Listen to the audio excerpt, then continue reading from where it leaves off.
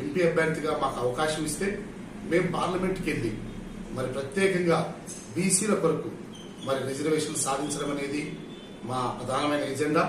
రెండవది మరి మహిళా బిల్లులో ఎస్సీ ఎస్టీ బీసీ మైనార్టీల మహిళలకు కోటా కావాలనేది మా రెండవ నినాదం. మూడవది మరి 90% ఉన్న మరి బీసీ ఎస్సీ ఎస్టీలకు మరి రాజ్యాధికారంలో మరి హక్కు కావాలి, లేకపోతే రాజ్యాధికారంలో భాగం కావాలనేది మా నినాదం. దీంతో మేము ముందుకెళ్తున్నాం.